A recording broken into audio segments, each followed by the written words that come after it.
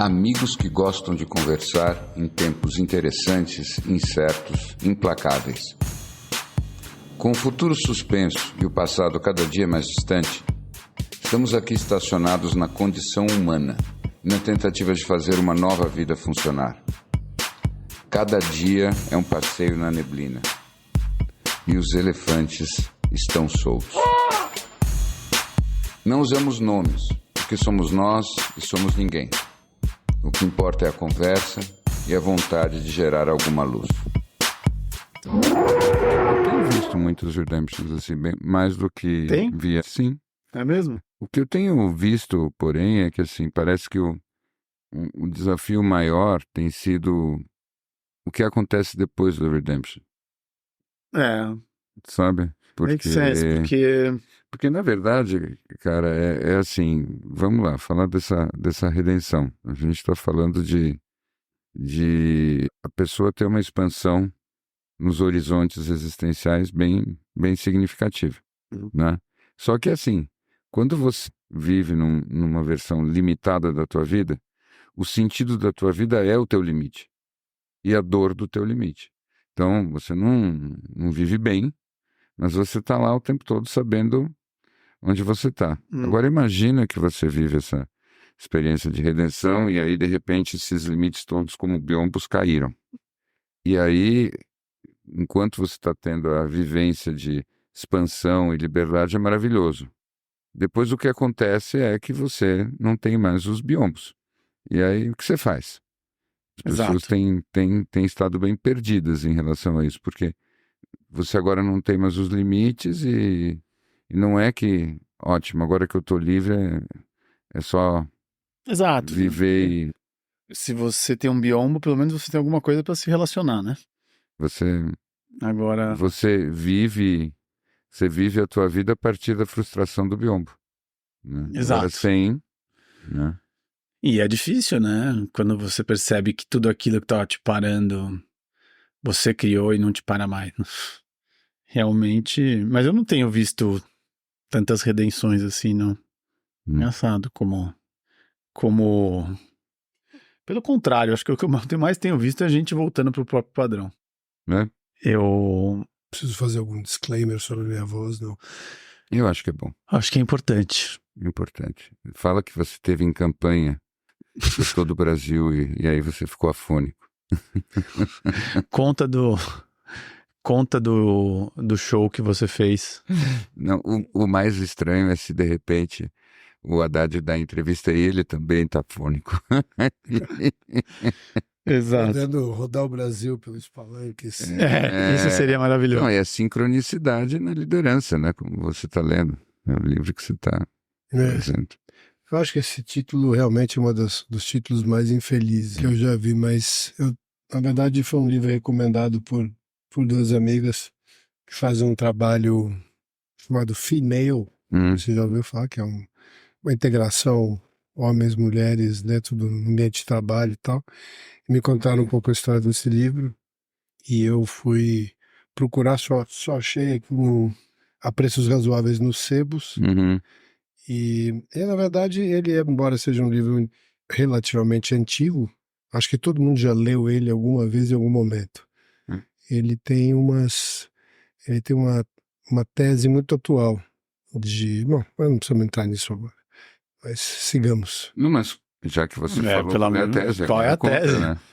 Então... Temos um roteiro. Na verdade, acho que foi uma das primeiras pessoas que revolucionaram, ou tentaram revolucionar o mundo corporativo através de uma experiência de entender o chamado fluxo das possibilidades. Né? Qual é o momento, se existe um momento específico para você tomar a ação, que é muito contraintuitivo em relação à ideia de liderança, onde você sempre sai à frente tomando as ações e inspirando através da ação e da movimentação, e você dá um passo para trás e ser muito preciso, quase um sniper, no momento onde você fica tão óbvio o que você tem que fazer, que você só tem que fazer um grande movimento. Mas para você chegar nesse lugar, realmente é uma batalha muito grande com tudo que você acredita, tudo que você já viu, já experimentou, ou seja, uma batalha com o seu passado e com suas memórias experienciais, para que quando aquilo fique óbvio, você fazer um movimento só.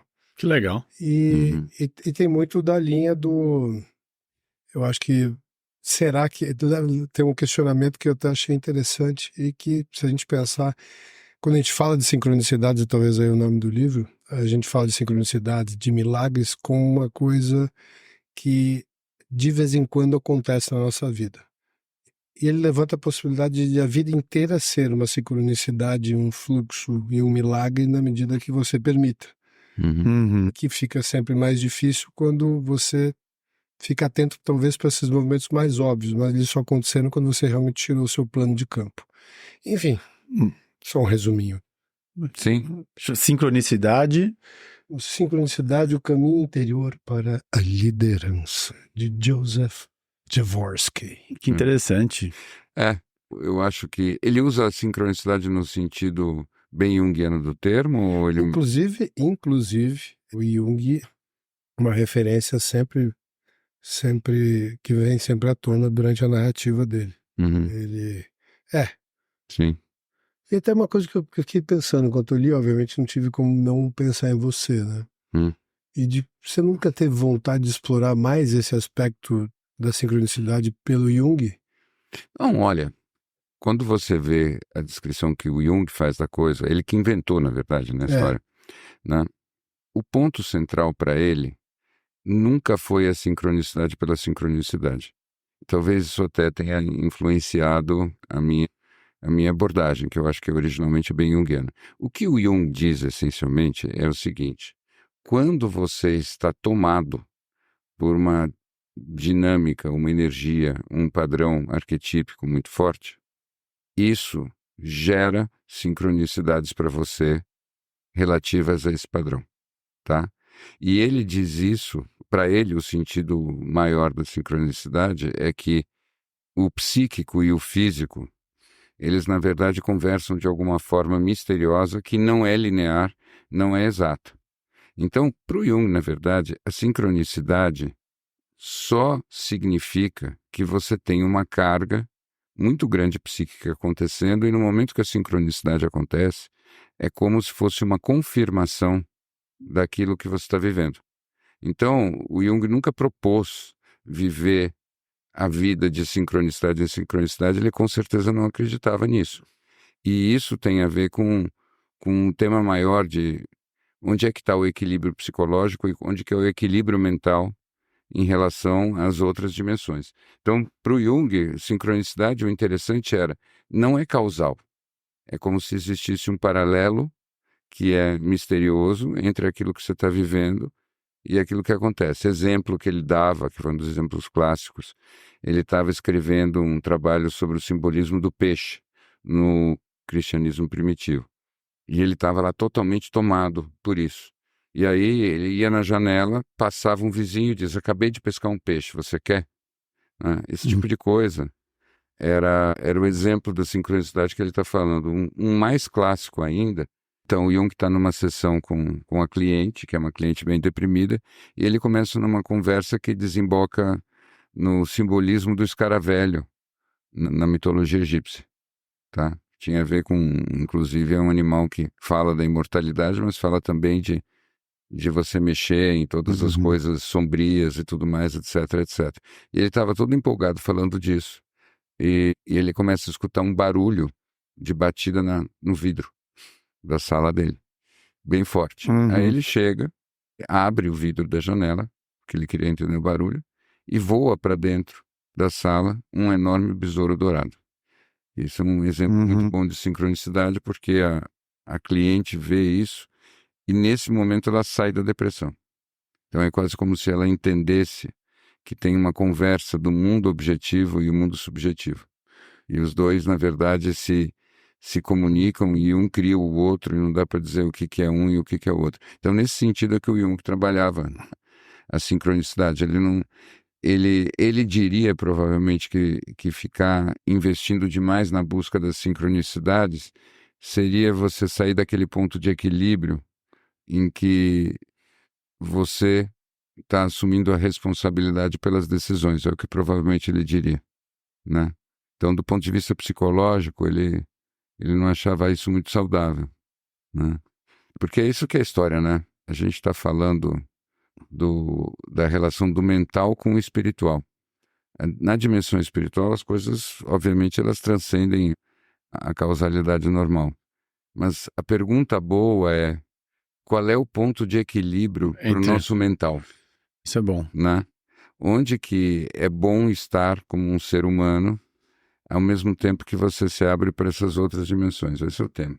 Porque isso que eu tava pensando, né? No fim, essa sincronicidade do jeito que você trouxe é quando acontece, você recebe como se fosse um pequeno recado, um pequeno lembrete do, entre aspas, universo, ou seja o que for dessa força, que é esse encontro do espiritual com o mental e que, de alguma forma, abre-se uma microporta e que te mostra e te lembra de que tá tudo, de alguma forma, interconectado. E o que eu acho maravilhoso, porque eu fico pensando, não vai parecer muito heróico a minha fala, mas o cara ter coragem de trazer isso para o mundo corporativo e como é que ele deve empacotar, deve ser interessante. Pensa um pouco. O que ele está levantando é uma possibilidade que o Michael Singer levantou igual nesse livro Vivendo de um Lugar de Entrega, né? Não sei se esse é o título em português, não sei se já tem em português. Não sei. De toda forma, o que ele argumenta é que será que a gente não passa mais tempo tentando sair das sincronicidades? Ou que pelo menos toda essa proposta do let go, da entrega e etc., é uma ideia de que você não precisaria fazer um esforço para seguir um fluxo habitual e que, na verdade, esforço sim é para sair dele. E na medida que a gente sai, claro que a gente começa a entender legitimidade só nessa vida não sincrônica. Mas não como a sincronicidade como uma mágica ou como se fosse uma grande revelação, mas como se nossa vida fosse realmente um fluxo natural, um barquinho andando ali pelas águas, e que de vez em quando a gente colocasse as pedras. O que me lembra muito a ideia de que a gente separa muito desenvolvimento pessoal e espiritual, né? E eu, de verdade, acho cada vez mais arriscado pular isso obviamente vai dar um prato cheio para o nosso amigo Bi, né? Mas eu acho que é um risco muito maior a gente justamente ficar num lugar ou no outro, né? Ah, não, eu estou fazendo desenvolvimento pessoal, espiritual, portanto, eu não preciso olhar para essas pedras que ainda estão ali no meu desenvolvimento pessoal. Quando, na verdade, você já é um ser espiritual na medida que você tira essas pedras, né? Enfim, desculpa.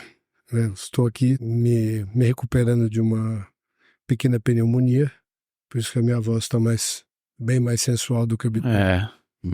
Mas eu não quero também tirar o tema principal desse episódio, que pela primeira vez o Bi deixou claro no nosso grupo que esse tema ia sair aqui. Eu acho que ele realmente vai render muita conversa. Então, com a palavra, Bi, prossiga. É estranho até continuar depois de você falar, na medida em que eu concordo com o que você disse. Normalmente a nossa dinâmica essa seria a minha hora de discordar do que você falou. Mas infelizmente não vai ser possível. Eu acho isso mesmo. Eu tenho a impressão que não faz sentido separar as coisas, até porque ou nós somos seres espirituais all the way, ou não somos. Nós somos seres espirituais, então, na verdade, a pergunta boa é: o que isso significa? O que significa esse espiritual aí? Eu acho que nós limitamos muito o escopo dessa história toda quando nós falamos do espiritual, e que, aliás, é uma palavra que eu já nem gosto muito. Eu não acho ela tão útil.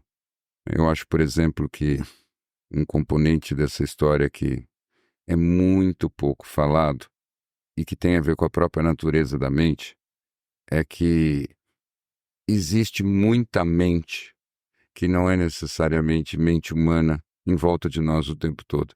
A esfera do mental acessa um monte de outras dimensões, um monte de outras consciências. A gente pode falar de entidades, essas coisas. Todo mundo que tem vivência espiritual ativa acaba tendo experiências de contatos e relações com essas outras dimensões, que elas estão acontecendo o tempo todo. Na verdade, você não consegue ter uma inspiração sem que essa inspiração, de certa maneira, seja um contato com alguma fonte invisível. Você já teve alguma ideia que você viu lá nascer do nada dentro da tua cabeça? Eu aposto que não. Não é assim que funciona. Então, nós estamos o tempo todo captando e sofrendo influência dessas outras fontes. E, de certa maneira, quando você evolui espiritualmente, é como se você ficasse mais aberto para captar mais coisas e viver mais num estado de inspiração. Nesse sentido, eu me identifico completamente com a ideia de um líder que busca sincronicidades da vida. Para mim, a tradução que eu faço caseira disso é você procurar viver num estado de inspiração. Uhum. Né? E aí, o estado de inspiração não analítico, não racional, é intuitivo. E nesse sentido, o próprio Jung, eu acho que vivia assim o tempo todo. O ponto só, que é o ponto de atenção, como é que a gente se coloca quando a gente está vivendo desse jeito? E aí vem um tema que a gente começou quase a trazer antes de começar a gravar, que era quanto que as pessoas, muitas vezes, quando elas começam a se abrir para o espiritual, elas enlouquecem. E qual é a relação entre a loucura e a espiritualidade, né? Sim. E o que... Quando a gente estava falando nesse assunto, você falou que tem uma hora que não dá realmente pra gente saber o que é um e o que é outro, e se de fato existe essa diferença, né? Eu acho que eu imagino que tem que fazer um parênteses nessa conversa, né? Porque acho que tem uma parte da esquizofrenia que é bem pesada e difícil, enfim. Mas acho que tem uma parte desse momento em que as pessoas parece que se entram em contato com uma força, uma energia maior. Eu acho que todos nós aqui, que de alguma forma acompanhamos as jornadas de algumas pessoas, já vimos em um grau ou outro, pessoas que estão ali num limiar que quando em algum momento recebem uma energia mais forte, acabam tendo esses contatos, enfim. E é difícil, né, como saber o que é o que, né? Qual que é a definição disso? Talvez só dê para saber depois, né? Não dá para saber antes. E se a gente um dia vai saber, né? Aquilo que o Gol falou no episódio passado do John Nash, pra mim é sempre a base disso, assim. Eu falo, putz, qual é o parâmetro, né? Mas ele sabia, no fim ele soube. Esse que eu acho que é o ponto, entendeu? Quando você está sendo influenciado sem saber, sem entender a distinção, aí tecnicamente você está louco. Quando você acessa essas coisas, mas você mantém uma escolha de um distanciamento e uma não reatividade, por exemplo, aí você não está louco. Porque, sabe, isso é o que eu acho que é uma coisa delicada, que a maior parte das tradições não fala muito sobre isso. E realmente é um problema a espiritualidade pop. Porque a espiritualidade pop simplifica tudo para deixar tudo acessível e fazer com que as pessoas se empolguem com o processo, o que é muito bom. Mas, por outro lado, é como se elas não quisessem colocar todos os dragões que tem nas bordas do mundo conhecido. Entendeu? O mundo, para além daquele mundo conhecido normal que a gente tem de fábrica, é um mundo maravilhoso e terrível. Tudo ao mesmo tempo. Então, e ele é mais complexo e maior do que a gente consegue dar conta. Agora, a parte legal disso é que a gente fica muito humilde quando a gente acessa isso. O que eu quero dizer, por exemplo? No momento que você começa a sair do mundo mais humano, mais egóico, você começa a acessar imediatamente entidades que não dão bola para os limites humanos.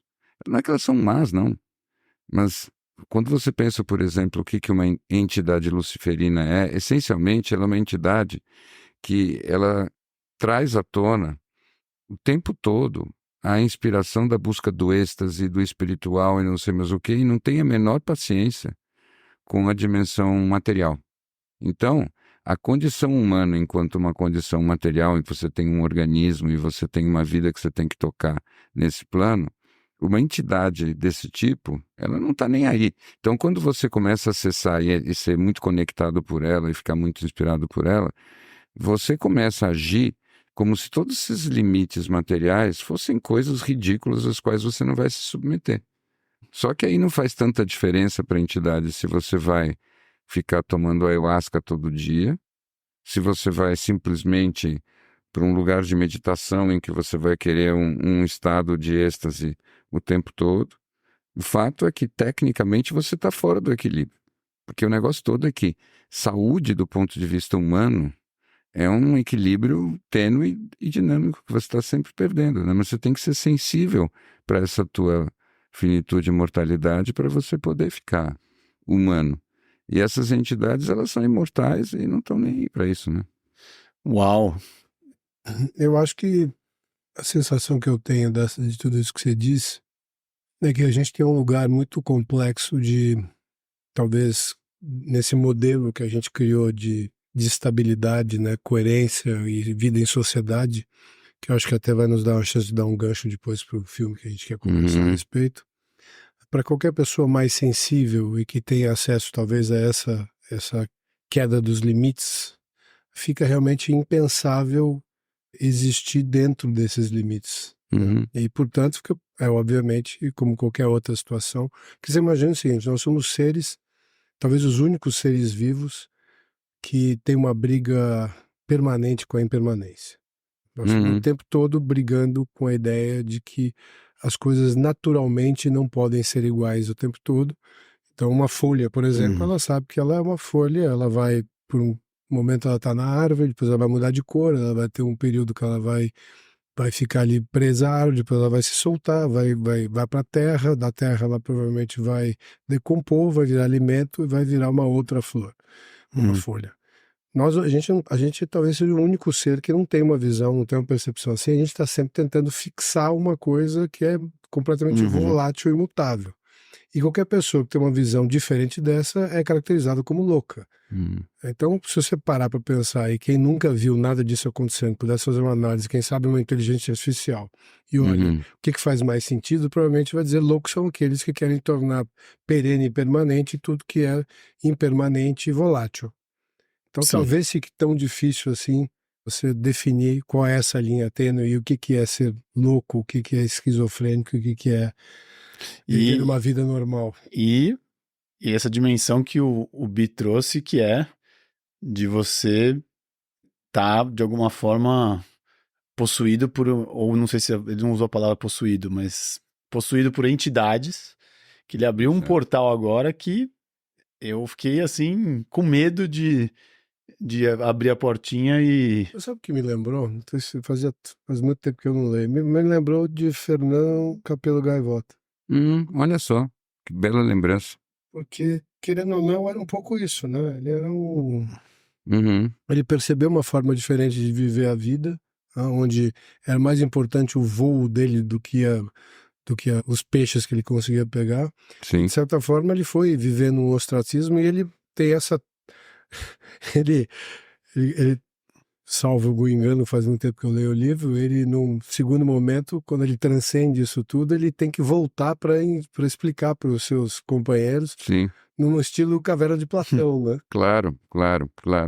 Eu acho que a imagem é muito boa.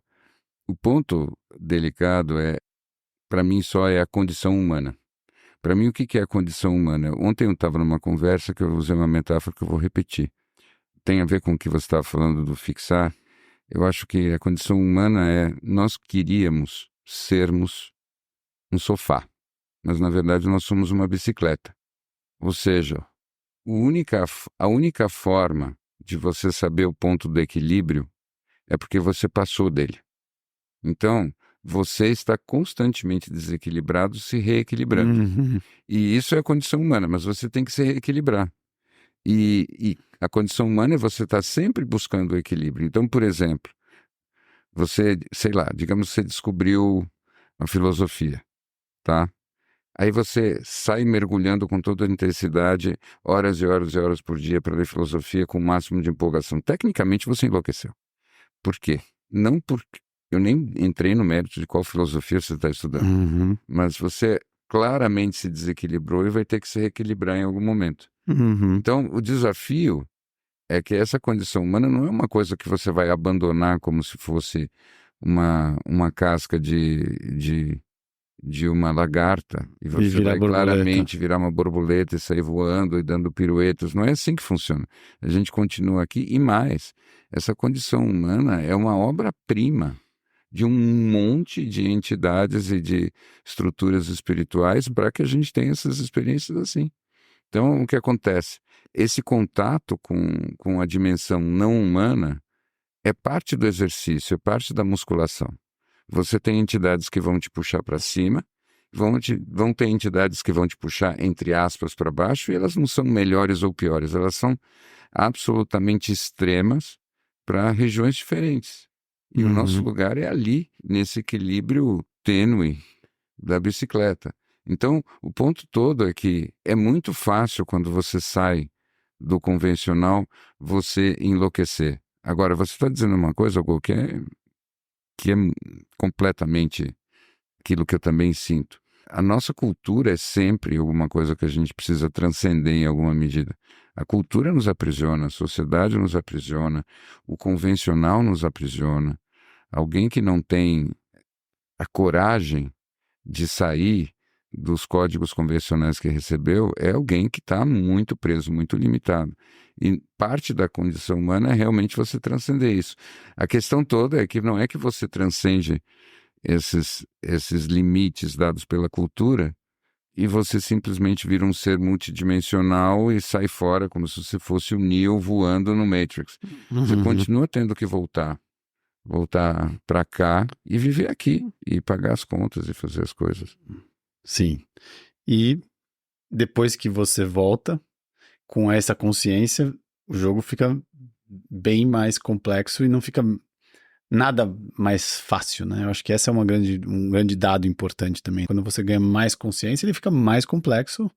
Então, você ganha layers de complexidade, não o contrário. Você não resolve nada, porque eu acho que as pessoas vão nessa busca da espiritualidade para resolver algo. E você não resolve nada, porque você descobre que tem mais coisa para você... Você vai aprendendo um monte de coisa. O treinamento continua, né? Então, por exemplo, uma das coisas que você aprende diminui muito o nível da reatividade. Porque você não consegue acessar um monte de coisas se todos os suas reações estomacais se manifestam com plena força. Exato. Não dá. Exato. Você tem que atingir um certo equilíbrio. Depois você vai entendendo uma outra coisa, que a verdadeira elevação, ela é ética. Então é assim, de acordo com aquilo que você vai mudando em termos da tua sintonia, você vai tendo a leveza e o equilíbrio para poder subir. Eu acho que a gente podia comparar isso com um balão. Sabe a história do ar quente que vai fazendo o balão subir? Eu acho que essa leveza que faz a gente ascender em termos de frequência, ela tem muito a ver com o cultivo que você faz do que você sente. E aí dá para dizer isso de várias maneiras. A maneira que eu tenho dito nos últimos tempos é simplesmente assim: é o esforço de você continuar amoroso com quem te decepciona. Né? Quem quer que seja. Então... Até nisso que você está falando vai em direção ao que eu estava imaginando antes, né? Quando você fala amoroso com quem te decepciona, ainda é uma tentativa de que a pessoa se comporte de uma maneira pré-estabelecida por você. Né?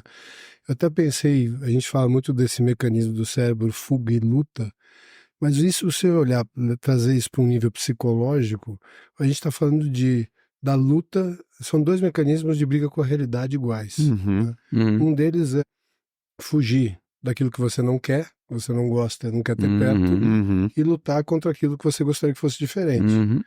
Isso que você chamou de condição humana, que eu prefiro entender que seja uma confluência entre esses dois rios do caminho pessoal, do desenvolvimento pessoal e do desenvolvimento espiritual, que é justamente onde você retroalimenta os dois lugares, né? Mas o jogo é aqui. E isso eu não tenho mais nenhuma dúvida. E tentar sair por esse caminho, desse super trunfo do caminho espiritual, para não trazer para o teu cotidiano, para a tua experiência de terra, que a tua experiência de condição humana, tudo que você pescou nessa viagem espiritual, é um grande desserviço, né? Porque o jogo ainda é aqui. E talvez acho que essa ideia que a gente tem de ainda colocar post-it em todo mundo, né? Que é basicamente tudo que a gente já entende da pessoa e mais os que a gente gostaria que ela fosse, Esse é talvez esse caminho que a gente tem que voltar para o nosso desenvolvimento pessoal e usar o que a gente pescou no espiritual e poder enxergar de outra maneira a mesma pessoa, que é o que você estava falando, Sim, que é poder ser amoroso com alguém que te decepciona. é A isso. decepção não tem nada a ver com o outro, Nada, com você. não tem absolutamente nada a ver.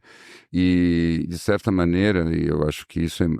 Você vai me dizer, mas eu acho que é muito equivalente àquilo que no curso de Milagres falam a respeito do perdão. Essencialmente, eu acho que vai na mesma direção. Mas tem uma nuance, que é a nuance que a psicologia traz, e que eu, por enquanto, eu ainda me oriento por ela, que é a nuance do inconsciente. O que significa isso na prática? Significa o quê?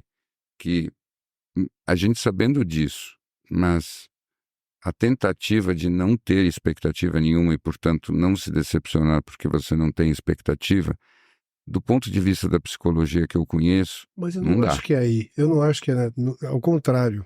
Eu acho que não é entrar sem a expectativa. Mas isso acho que é até uma coisa que o Michael Singer fala muito. Eu sei que, não tirando todos os pés atrás que você possa ter sobre ele, acho que nesse aspecto faz muito sentido. O outro está ali realmente cumprindo uma função, claro. Algumas reações exacerbadas, relações tóxicas, agressões, não é disso que eu estou falando. Mas tem uma oportunidade muito grande de você lidar com essas rochas que estão no seu caminho, nesse seu rio, que só vão aparecer na medida que você tem relações interpessoais. Claro. E aí, surgindo isso, claro, que você tem a opção de olhar e falar assim, pera um pouquinho, deixa eu mudar o outro, para que eu não sinta mais isso, ou Sim. de uma maneira tal que eu consiga que isso flua, para que ele não precise mais ter este tipo de presença comigo e a gente possa levar a relação para um outro lugar. Não, é isso. Eu tô exatamente, estamos dizendo a mesma coisa. O meu ponto todo só é que o sentir essa expectativa, digamos assim, ou viver o desejo, eu acho que é a grande energia que você usa para crescer, fortalecer e evoluir. O que me incomoda nessa discussão que eu vejo mais ou menos por aí é que você fala e de repente chega aquela pessoa supostamente espiritualzinha, e ela vira e fala assim, desapega, né? E aí, para mim, o que está por trás disso, desse desapega, alguma coisa muito superficial e muito, muito pouco trabalhado. Ou seja, Eu posso fazer só um parênteses? claro, Que eu acho que é importante. Eu não poderia concordar mais. é isso. Essa frase, Pra mim tem uma pior. que é o super trunfo da vida espiritual, porque desapega. E Né? você vai ser conhecido como... Você quer ser respeitado por ser uma pessoa espiritual, você quer trabalhar no teu caminho. É isso, é isso. Eu ponho todos os post-its numa pessoa quando ela vira pra mim e fala, relaxa.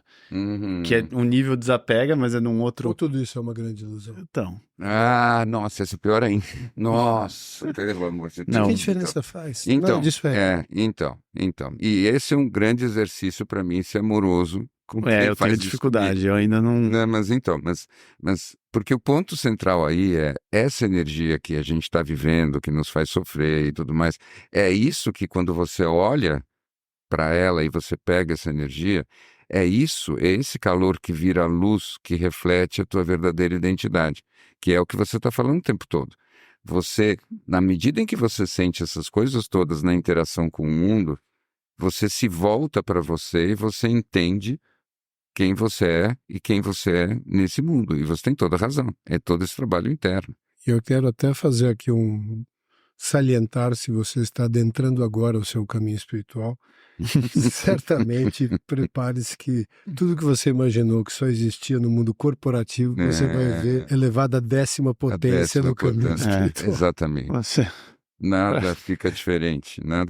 Fica potencializado. Fica potencializado. O mundo corporativo começa a ver ele de um outro jeito, né? Você fala, nossa, que legal, foi um bom treino.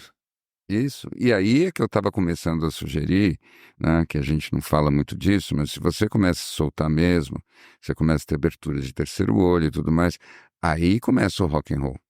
Porque aí você começa a entrar em contato com forças que nem humanas são. E que, porque elas não são humanas, não faz sentido você descrevê-las como bem ou mal.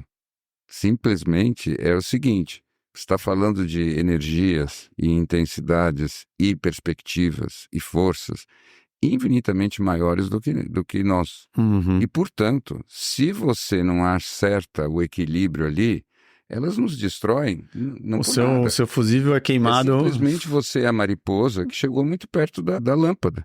E a lâmpada não tem nada contra a mariposa. Foi você que não chegou ali na medida. Então, essa regulagem de onde você vai e o que você está fazendo, o que é expansão, o que é fuga, o que é delírio, o que é tentativa inconsciente de controle. Mas Tudo isso que você está falando, acho interessante a parte justamente que está contida nessa ideia de você se desenvolver, seja pessoalmente, espiritualmente. Quando a gente começa a falar de meditação, eu não olho muito por esse prisma do meditador que fica ali sentado esperando ver a luz. Eu acho que o que tem de mais interessante ali é você conseguir enxergar os seus pensamentos. E nesse caso, quanto mais apto você está para criar esse lugar de observador, você vai conseguir observar também o que acontece muito na medida que você está vibrando em frequências mais altas ou mais baixas, que são as formas de pensamento, né? Claro. Que grudam em você. E se você não tiver atento a qualquer tipo de pensamento e não grudar nele como um labrador num frisbee e sair atrás dele... Desapega, labrador. Porque o último estágio disso é, se você desenvolver em cima de um pensamento toda uma vida, né? Isso é uma esquizofrenia e isso realmente pode virar a sua vida. Sim, é porque você começa a viver uma vida... Não, e daí se todo o seu entorno faz isso, daí a esquizofrenia vira o normal. E a gente... Inclusive tem um nome chamado... O que você está pensando? Agora me perdi. Eu achei que você ia falar mundo contemporâneo. Mas assim, essa história da psicose... Exato. Essa história da psicose, vamos deixar claro. Assim, a diferença entre uma psicose e uma vivência espiritual. Então, você tem lá, de repente você está num momento de subjetividade, que pode ser um momento de meditação, ou pode não ser, e de repente aparece uma figura para você, com características meio míticas, e ela se manifesta para você e você tira dali um significado ou um impacto. A diferença entre você ter uma experiência espiritual assim, e isso ser o começo de uma psicose, é o que você faz depois.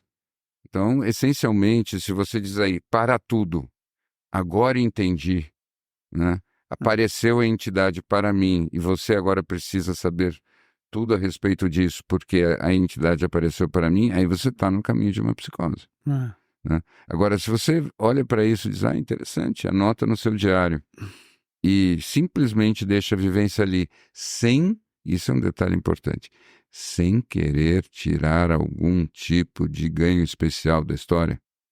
Porque é aí que o negócio vai pelas bordas, entendeu? Na medida em que você tem uma experiência pouco comum para você, você fica querendo que isso tenha uma consequência especial. Opa, e no mundo de hoje, então? Muito hollywoodiano entrando na tua cabeça, e aí você está começando a virar um protagonista de uma espécie de saga, né? Quem sabe uma minissérie, e aí isso é muito interessante, mas é provavelmente uma armadilha. Então, assim, você falou uma coisa bonita, né, a respeito do meditar, ficar lá esperando a luz. Para mim, as minhas meditações, 80% do tempo delas é eu procurando olhar para minha sombra, o tempo todo. Até porque esse é o melhor jeito para atrair alguma luz nova. Se você mergulha muito na tua sombra, é quase como se você, por um efeito quase de sucção metafísica, você atraísse a manifestação de alguma luz nova que você não está acostumado. E aí ela vem. Então, obrigado pela nossa sombra. E isso que eu acho que é a história interessante. Para mim, a gente se perde muito às vezes do básico. E as pessoas com mais estrada nessas coisas que eu conheço são sempre as mais humildes. Não são as mais empolgadas. Elas são só as mais humildes. As mais silenciosas, né? Eu vi que você hoje veio com... Eu achei que você veio com uma energia mais... Depois eu posso cortar isso, mas eu achei que você... Aliás, eu vou cortar. Traquinas. Não, traquinas não. Eu achei que você... Percebe a diferença?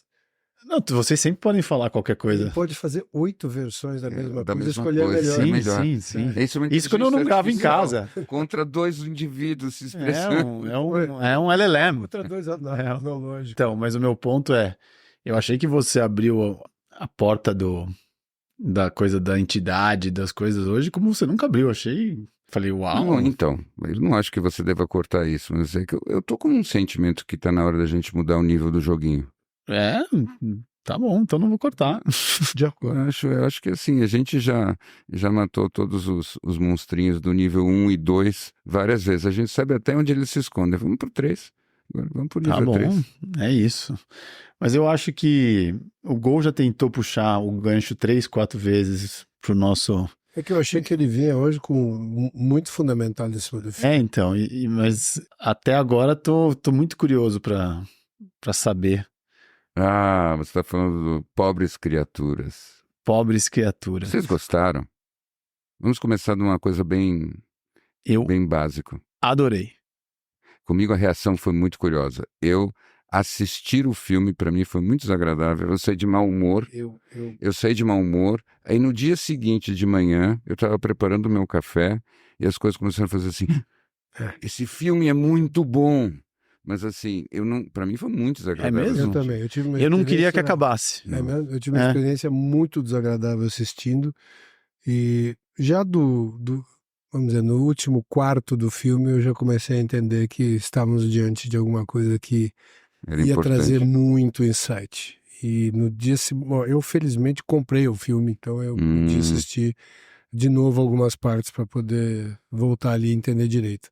Porque realmente ele vai contra um filme que flui fácil para mim. E eu depois, hoje, eu assisti ontem, hoje ele começou a pipocar e conexões, sinapses, e liguei com outros filmes. Não é? Foi uma viagem. Inclusive, bom, vamos lá. Não inclusive. Vai. Segue o fluxo.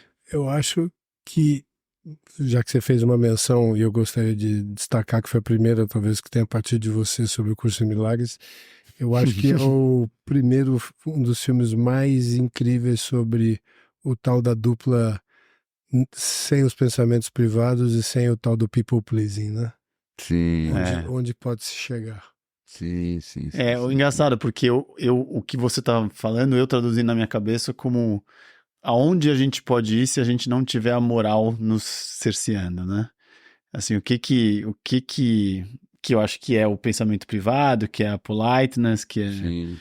Eu fiquei pensando muito nisso, dessa relação do corpo, da sexualidade, de se colocar no mundo e como é que você vai, que é 10% do filme, né? Claro. Que eu acho que fala muito de todas as dimensões humanas e tem muitas coisas ali, assim. Né? É muita coisa. É muita coisa. E o interessante é que eu acho que dá para falar quase tudo que é essencial sem estragar o filme, para quem não assistiu.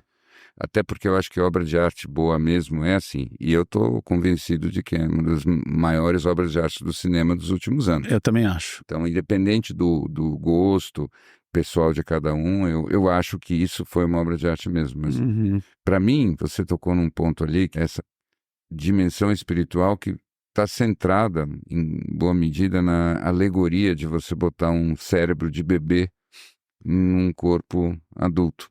Sim. Né?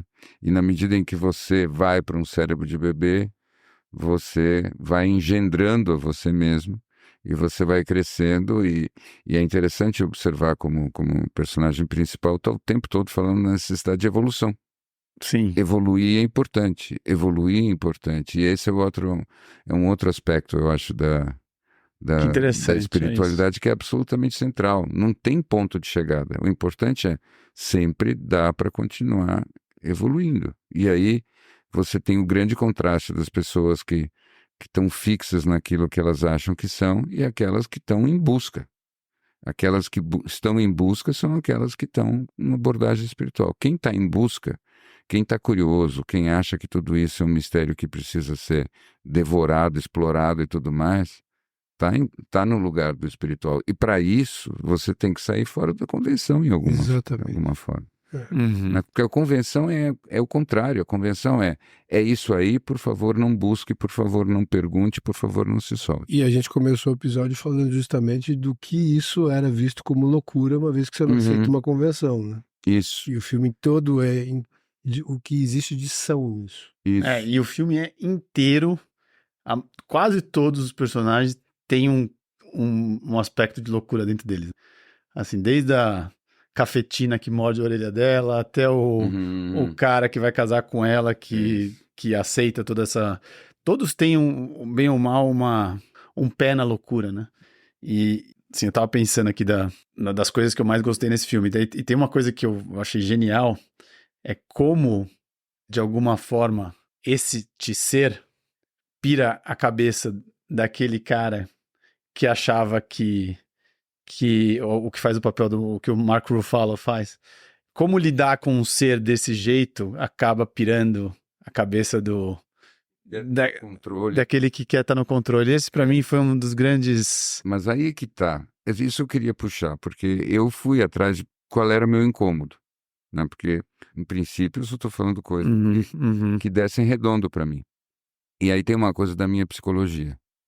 Eu, normalmente, quando assisto um filme, e isso inconsciente, mas é assim que eu funciono, como eu sou um cara muito empático, eu sou muito da identificação. Então eu procuro sempre encontrar algum personagem com o qual eu me identifique. E ali eu tô naquele lugar, né? E eu não consegui fazer isso nesse filme. E aí isso foi a pista para onde eu queria chegar. Porque o que eu queria mesmo conversar sobre esse filme, sem falar necessariamente do filme, que como esse filme é uma obra-prima e ele reflete, como toda obra-prima, o seu tempo, como não existe nenhum personagem masculino que vale a pena no filme inteiro.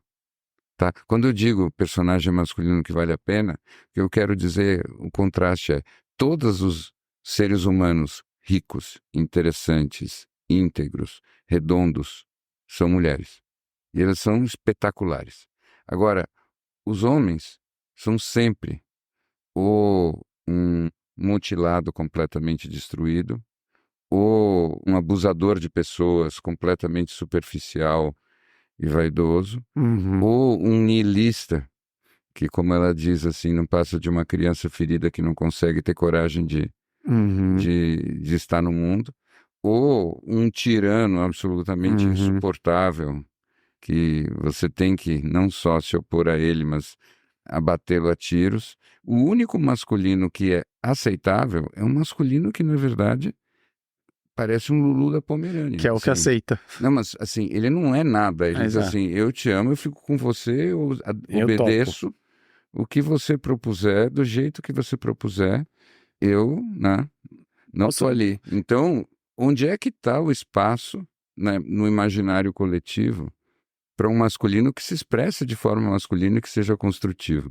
Isso que Mas você não acha que pergunto. ali tem uma manifestação de uma também da prisão do masculino em cima do estereótipo do que ele acha que deve ser, né?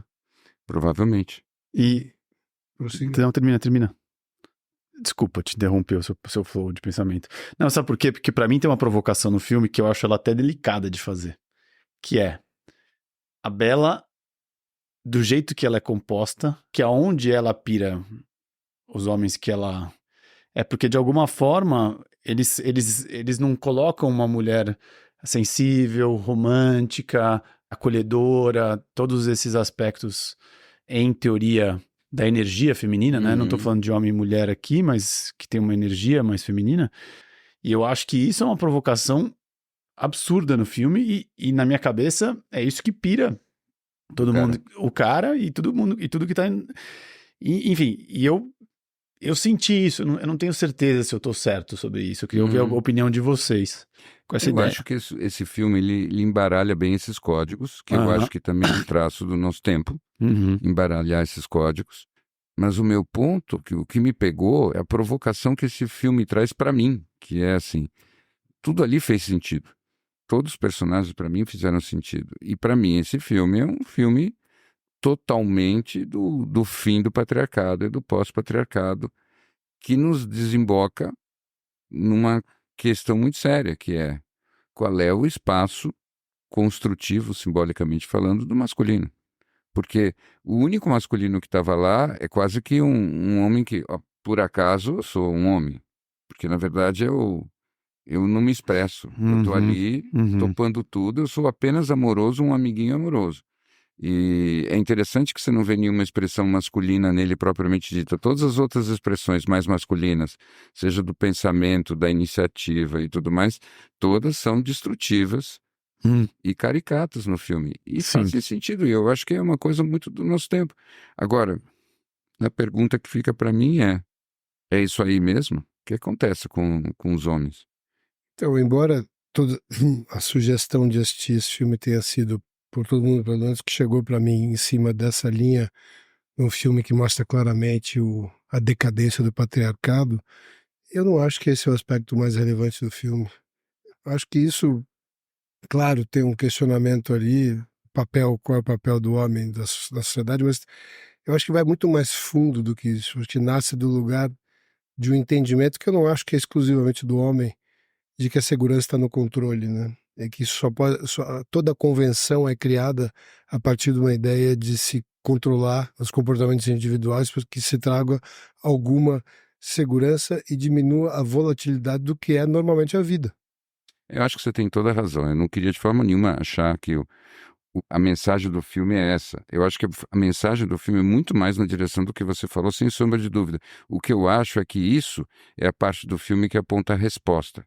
Para mim, o filme me deixou com essa questão sem resposta, que é o que fazer com os homens. Porque, na verdade, o meu feeling na boca ao terminar o filme é que assim, o mundo estaria melhor se os homens não existissem mais.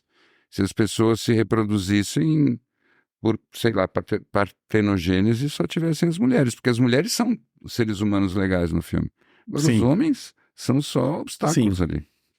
E é interessante, porque o filme se dá com essa, realmente, ou com essa brutalidade né, os seres desprezíveis são os homens, e ela vai fazendo, porque o que eu também entendi do filme é que tem toda uma jornada de desenvolvimento espiritual e humano, né?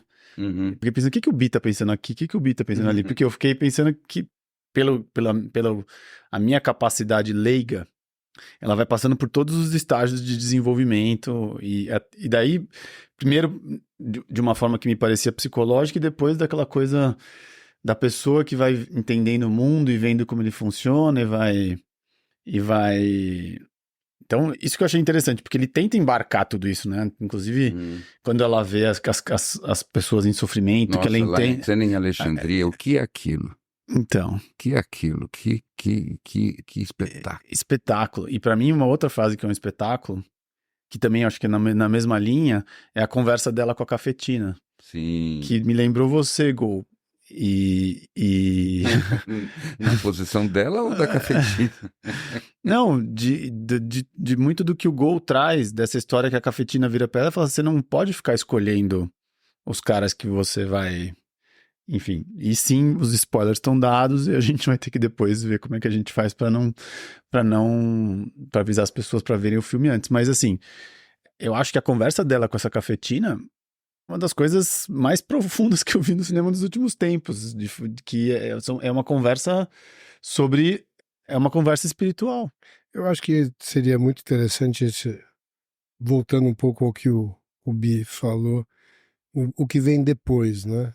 O que seria o Pobres Criaturas 2? Né? Porque, na verdade, ao mesmo tempo que você faz uma revolução aí em toda essa convenção, e claro que eu ainda acho que tem um lugar de liberdade que para o homem talvez seja arriscado questionar essa convenção, porque é o único castelo que ele conhece, que o homem conhece, é esse castelo em cima dessa praia, né? E na verdade ele é uma defesa contra o desconhecido. Esse filme talvez mostre o que seria colocar esse castelo por terra, um castelo que já está por terra, na verdade. Já está por terra. É jogar o cal, né? Já é. Na verdade não existe mais dúvida que esse castelo está por terra, mas o que vem depois disso, né? Qual que é esse papel, qual é o lugar desse masculino sem essas convenções também. Sim, Né? Porque tem uma sim, liberdade para o homem aí também, de claro. não ter que desempenhar esse papel que ele acha que tem que desempenhar. Ah, muito bom, muito bom. Muito bom. Agora eu acho que você começou aí naquilo que eu que eu estava querendo ir, porque afinal de contas, esse é o nosso lugar de fala. Quer a gente queira, quer não, somos três homens aqui nessa sala, conversando e claramente nós não nos identificamos com esses personagens que estão ali ou esses clichês da masculinidade contemporânea. Estão aí colocados. Os Sim. clichês, pelo menos, não. Sim. Agora, para onde a gente está indo? Será que faz diferença? Será que a gente ainda tem que pensar em termos de uma identidade masculina ou a gente tem que parar de pensar nisso? Essa é também uma outra pergunta que eu tenho. Será que ainda faz sentido você colocar a masculinidade como alguma coisa especialmente próxima da tua identidade, ou parte desse processo de evolução que é entender o quanto que a identidade é circunstancial, envolve também você transcender essa história.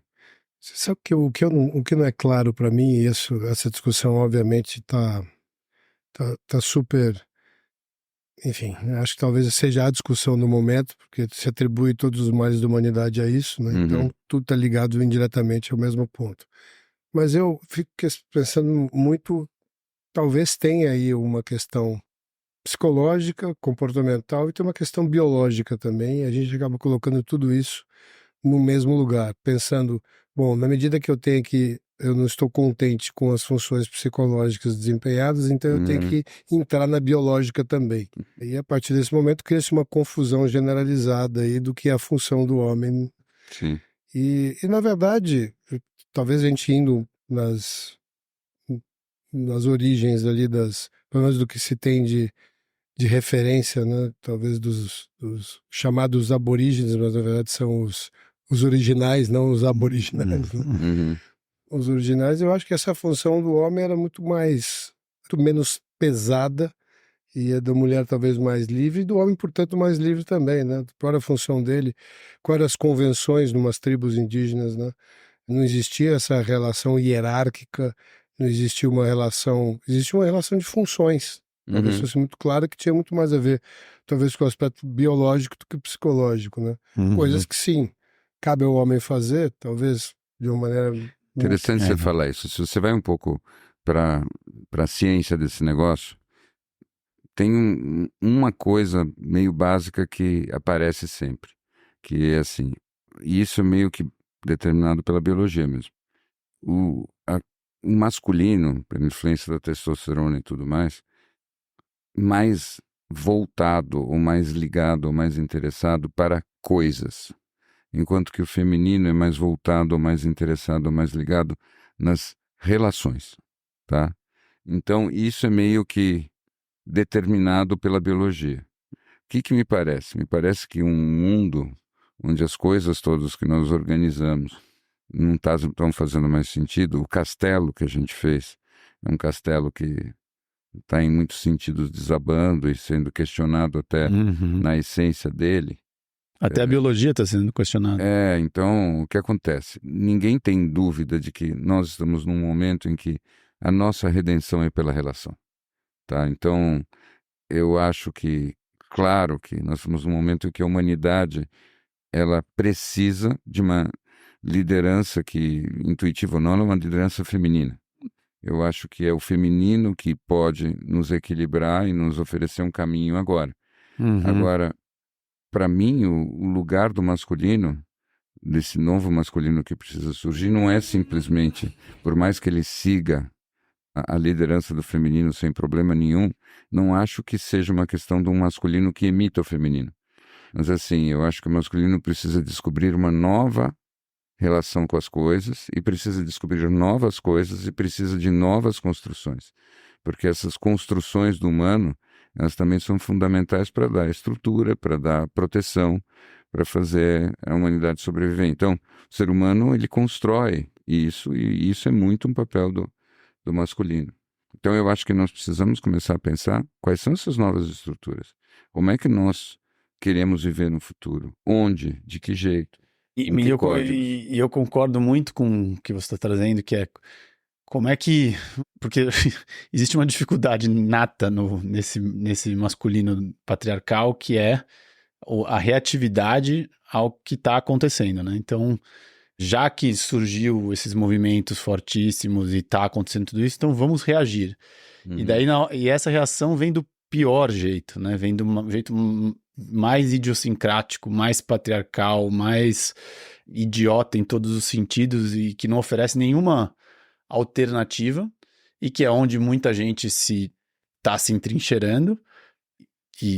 Enfim, é uma conversa muito mais profunda, mas o que eu acho é que na busca pelo oposto do que desse, né, na reação a esses movimentos fortíssimos que estão acontecendo, eu acho que a masculinidade está se perdendo ainda mais. Ele não está conseguindo propor nada de melhor e nada de consistente. Então, talvez tenha que ter um fundo do poço aí, e eu não acho que a gente está muito longe dele. Talvez a gente tenha chegado. Já chegou. Acho que a gente já chegou em todos os sentidos para entender, e até em todas as questões aí que trazem, enfim, sexo, gênero e tudo mais, para a gente entender como para isso. E eu acho que a gente está longe de conseguir oferecer uma resposta do que pode ser esse masculino possível hoje em dia. Mas eu tenho a impressão que parte central da história é voltar a sintonizar com esse lugar de busca, esse lugar de estamos aprendendo e estamos evoluindo, como a personagem principal do filme. Eu acho que esse é o lugar que interessa. Eu ainda prefiro ficar com o que o filme me trouxe de transcendental aí, que vai bem além dessa discussão do papel do feminino e masculino, da libertação da mulher, da quebra das convenções. Eu acho que tem uma parte dela ali que isso me inspira e inspira qualquer gênero, que é justamente questionar por que tem que ser desse jeito. E é uma pergunta que a gente raramente visita.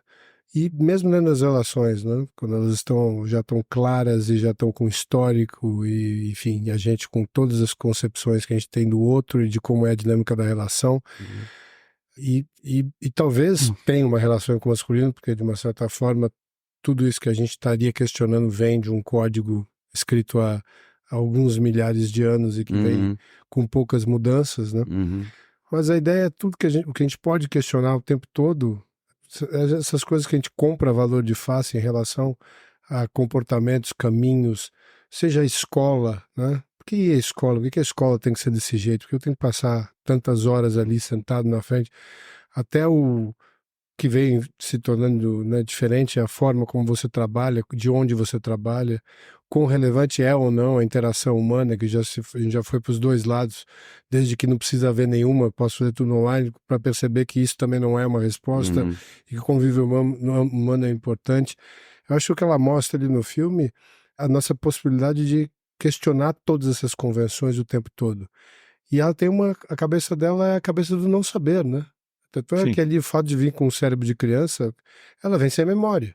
Se ela não vem sem memória, tem uma chance de construir naquele momento uma outra pessoa todos os dias. E outras relações, a partir de uma nova forma de enxergar a mesma coisa que sempre teve à volta dela. Eu acho muito bonito o que você falou. E você sem querer, chamou a atenção para mim para uma coisa que me tocou no filme também, que é na hora, de alguma forma, mesmo sendo essa pessoa que tá chegando no mundo, né? Tá aprendendo, ela tem uma capacidade de perdoar muito grande, né? E eu acho que isso é uma das coisas que... Mas você sabe que esse perdão dela, me corrige, eu acho que ele é um perdão do Cristo. É um perdão na linha, me perdoem, senhores, eles não sabem o que fazem. Porque é um perdão de quem olha e diz, eles não conhecem um outro caminho. Não experimentaram, não se permitiram questionar essa convenção, esse caminho, essa história. Então, esse lugar de perdão dela é um perdão da ignorância, no meu modo de ver. Mas eu tô pensando... E a pergunta também interessante é, quantos desejos mesmo ela chegou a ter que não fossem desejos muito primordiais o tempo todo, né? Que tipo de desejos, como é que foi a evolução dos desejos dentro dela, né? Então ela vai descobrindo os prazeres, as sensações e tudo mais, e vai ficando tomada por aquilo, mas é interessante porque as relações que ela desenvolveu não eram relações realmente de expectativas afetivas, né? Isso é interessante. Ela não, nesse sentido, ela não chegou a desenvolver Exato. apego, né? Então tinha um desapego natural ali. Claro que a gente está falando de uma fábula. Uhum. Esse filme, ele não é uma história normal. Mas dentro dessa fábula, será que isso também não é uma expressão desse desapego tão buscado pelo Sim. nosso tempo? Não sei. Eu Sim, é uma fiquei... obra de arte. E eu achei muito interessante essa escolha deles, do nome do cara ser Godwin, né? Ah, E ela chamar ele de God, né? Eu fiquei, muitas, tem muitas e muitas dimensões, né? é. Mas é um... E eu fiquei pensando muito nessa atriz, né? Na capacidade que ela tem ali de... Bom, pode ser que ela daqui a horas esteja ganhando o Oscar, né? Eu acho muito difícil ela não ganhar. Vai ser complicado não dar esse Oscar pra ela. Não vai sobrar muita Realmente. outra história, Não né, vai, amigo? não vai, né? Ela já ganhou algum Oscar? Não, acho que não. Não, Acho que não. porque ela realmente... Mas vocês vejam, né? Vocês vejam, eu queria só voltar para uma coisa mais ampla, para a gente não ficar parecendo que isso é aquela Uhum. mesa redonda pré-Oscar num É. domingo à noite. Eu vou Acho que apostar no... não tem sentido, mas como realmente a obra de arte ela abre portas, tá?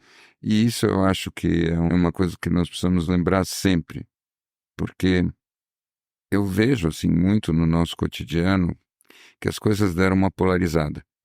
A arte virou muito só um entretenimento meio sem profundidade maior, e eu vejo por mim mesmo que quase tudo que eu leio há vários e vários, vários anos é só não ficção. Uhum. É muito notável, assim, eu li muita literatura primeira metade da vida. E agora é quase que só informação, Uhum. informação, estudo, informação, porque parece que a parte mais estética da coisa, ou mais poética, ou mais imaginativa, está muito distante da profundidade das questões que nós enfrentamos. E é interessante ver, de repente, lembrar como é que é. Nossa. Lembrar como é que é. Quando, sabe, décadas atrás, tinha os filmes do Fellini, por exemplo. Nos anos 70 e tal, até os 80, tinha filmes do Fellini. Então, quando saía um filme do Fellini, era importante. Era mais ou menos como nos anos 70, quando saiu um disco do Chico Buarque. Era mais ou menos assim, tá, agora eu vou ouvir aquilo que eu estou pensando. Né? Então, você pega o disco, vai botar o disco lá e vai ficar escutando o disco inteirinho. E o filme do Fellini era a mesma coisa. A gente assistia o filme do Fellini e depois ia encher a cara e conversar até de madrugada, porque você estava ali se tornando um ser diferente em tempo real a partir daquele filme. Né? Então, o famoso cinema de arte não era só um filme diferente, era alguma coisa que abria a As tua portas. compreensão da realidade. Que interessante você falar isso, porque realmente, né, eu senti muito isso vendo o filme ontem. É um kabam em forma de filme, né? Assim, uma coisa, é um bálsamo. E a filmografia, né? As imagens, né? Fundamental. Esse futuro nostálgico que eles vivem ali, enfim. É um passado, né? Meio futurístico, não sei chamar aquilo. Mas enfim, todo lindo, com todas essas inspirações. E daí você começou a falar sobre isso agora, sobre o fato de você estar lendo muita ficção, e eu fiquei pensando nos grandes filmes, e eu fiquei pensando nos filmes que a gente fala muito aqui e tal, nesses últimos tempos, e a maior parte deles, que acho que talvez, pegando uma amostra, talvez aqui nos Elefantes, tenham sido os filmes do Christopher Nolan, que dão conta de um acesso muito específico da realidade que a gente vive, né? E que tem uma imaginação e que tem uma obra, é uma obra de arte também, mas que vai para um outro acesso, para um outro lugar, né? E esse é um que vai para o lugar É menos realista. É menos realista, mais fantasioso e muito... Dizer que o Interestelar é realista, que Inception é realista. Exato. Então, mas é um ângulo, é um ângulo, né? E é impressionante como... a fantasia. Exato, e é impressionante como, de alguma forma, realmente está faltando esse lugar da arte como esse bálsamo imaginativo, assim, eu fiquei E eu acho que falta porque está faltando essa coragem que o Gol estava falando e que o filme aponta o tempo todo. É a Uhum. coragem de ficar dizendo, mas por que não? Sim. Tá? Eu acho que essa talvez seja a pergunta mais preciosa de todas. A pergunta mais preciosa de todas não é o que, nem para quê, mas é o por que não? Se você está Uhum. perguntando por que não, por que não, por que não, por que não, por que não, você vai chegar nesses espaços infinitos que olham para você de uma forma misteriosa. E aí você descobre de novo a tua identidade de serzinho muito pequeno, que, como Pascal dizia, não passa de um caniço pensante, que está olhando para esses infinitos todos. E olhar para esses infinitos, sem dúvida, é a nossa vocação. Porque quando a gente faz isso, a gente começa a evoluir. Não importa se você faz isso através da poesia, não importa se você é um astrônomo no deserto do Atacama, olhando para aquelas estrelas, se perguntando se elas ainda estão ali. Já pensou? Tem coisa mais poética do que isso? Você passar a vida nas noites gélidas, olhando para aqueles pontos de luz e conversando com cada ponto de luz como se fosse um amigo, porque você sabe o nome de todos eles. E, no entanto, você não sabe se eles ainda estão ali. É quase como se você estivesse mandando cartas de amor para tua amada. E você não sabe se ela ainda te ama, nem sequer se ela está viva. Isso daí é a alma solta consigo mesma. Isso daí é você, o tempo todo, pegar todos os teus sonhos, teus desejos, tuas expectativas, teu amor e fazer ele refluir para você mesmo, fazer você se olhar e ver que tá tudo dentro de você, como o Gol gosta sempre de nos lembrar. Kabam! Eu fui acusado de que eu tava no movimento anti-Kabam. Anti-Kabam. Então Não, mas abre uma aba. Você pode abrir. Eu tenho uma aba boa para abrir.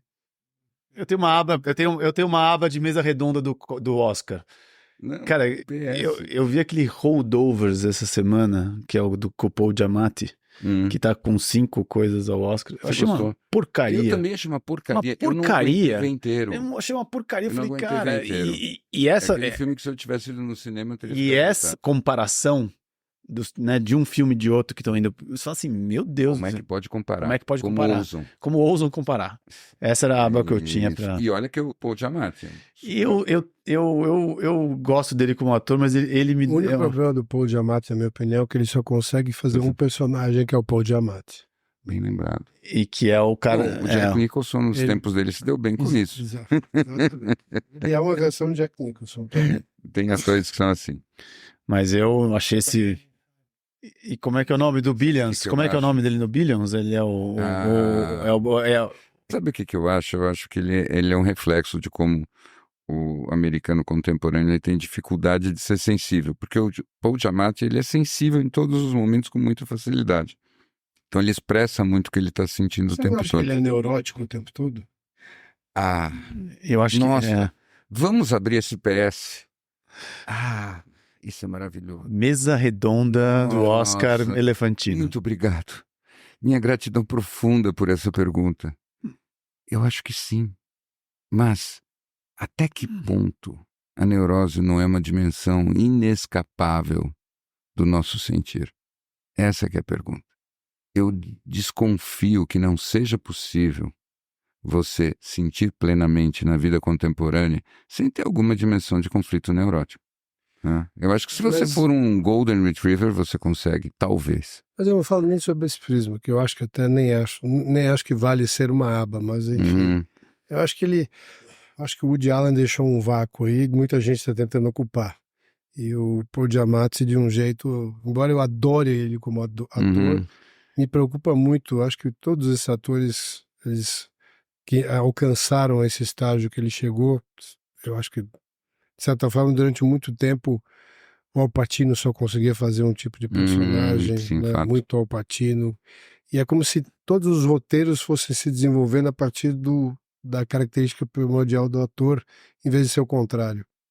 Mas eu acho que ele ocupou esse espaço neurótico do Woody Allen. Eu acho que sim, e eu acho que é aquela história que a gente vive falando, que às vezes você se torna prisioneiro do sucesso que você tem. O mundo diz que você é ótimo daquele jeito, e você não briga o suficiente com o mundo e você se torna, como é que você diz, um people pleaser.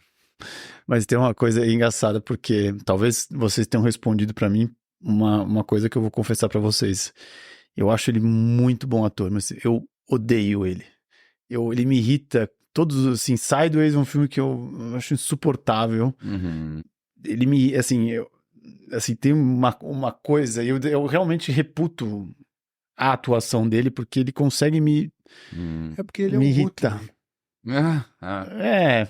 Exato. Tem Ai, que bela referência. e tem uma coisa que eu acho que é isso também, né? Acho que ele desafia um pouco a linha estética, né? Ele tem uma representação ali no meio do que é esse panteão americano aí de Hollywood, enfim. Eu acho que ele também tá fazendo sempre esse contraponto de fazer esse cara que é o inteligente, que é o sagaz, que é o neurótico, enfim. Que talvez que você falou.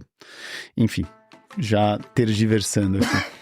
Posso tossir já. Pode tossir. Enfim. Será que um dia a gente vai convencer o nosso querido Lourenço Rolim a patrocinar o nosso... Então, Patrocínio? eu acho que... Mas ele precisa vender. Mas vamos... Isso são cápsulas de Nespresso de juba de leão? Café com cogumelo juba de leão? Café com cogumelo juba de leão, que tem, inclusive, todos os princípios ativos necessários para que você tenha foco, sem que você tenha que tomar uma dose exacerbada de cafeína, ou seria um bom substituto para várias das Ritalinas, Aderols e... Olha só. Enfim. Como é que é o nome? Smush. Mush. Depois a gente faz um review. Toi tu ne t'appelles pas Tarzan. Tu t'appelles Mickey. Je t'emmerde. Moi je ne m'appelle pas Minnie. Dis, Birkin, pourquoi t'as pas grossi en vieillissant? T'es toujours aussi belle qu'avant. C'est que je suis maligne. Dis, Birkin, pourquoi tu te mets toujours à pleurer dès que quelqu'un est en danger? C'est que je suis sensible. Dis, Birkin, pourquoi tu ne t'énerves jamais? On dirait que tu fuis la colère. C'est que je suis fragile. Dis, Birkin, c'est quoi ces yeux qui regardent dans le vide? On dirait que t'es dans la lune. C'est parce que je m'ennuie. Je m'appelle Jenny, je t'emmerde. Toi tu ne t'appelles pas Tarzan. Tu t'appelles Mickey, je t'emmerde. Moi je ne m'appelle pas Minnie.